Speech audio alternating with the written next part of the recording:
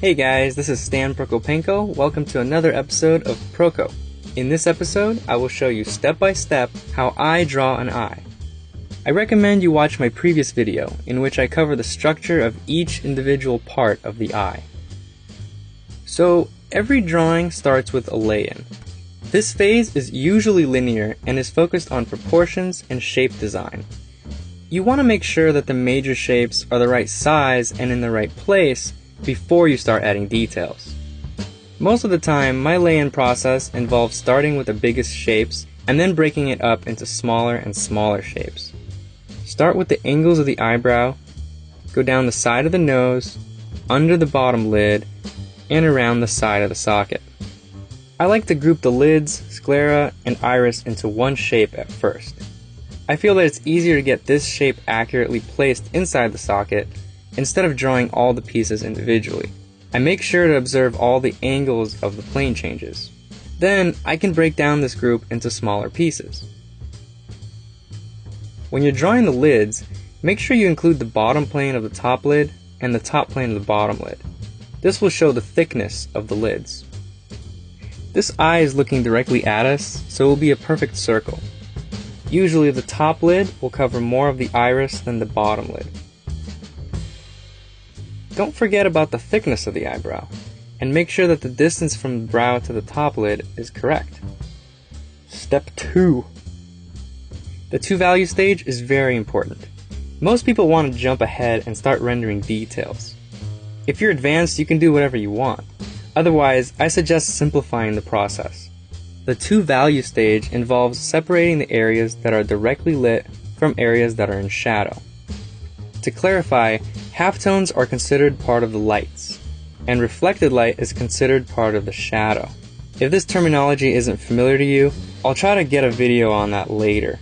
For now, you can take a look at my blog post. I've added a link to it in the description box below.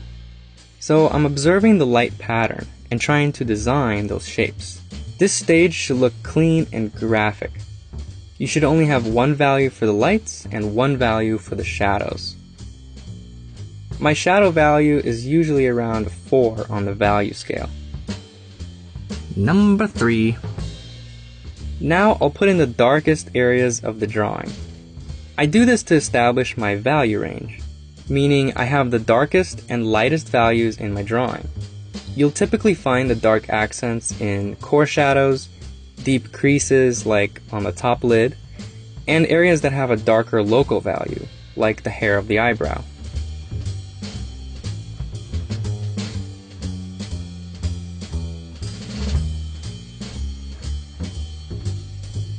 After putting in the dark accents, you should start to see the reflected light in your drawing.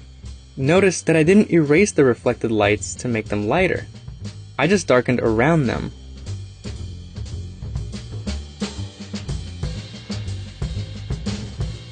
Step 4. At this point, I switch to the lit areas of the drawing and I focus on the gradations and plane changes to make the forms read a little bit more three-dimensionally. If you find the highlights, then you'll know that everything around them just needs to be a little bit darker as the planes turn away from the light source.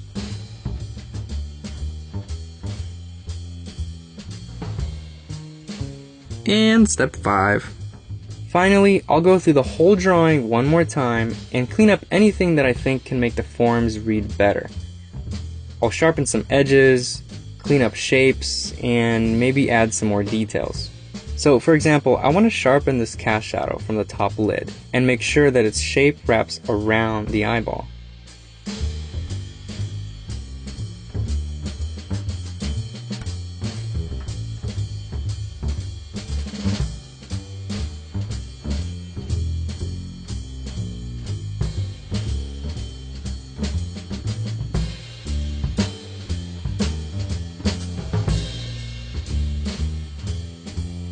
I'll add some fuzzy eyelashes, and I'm almost done here.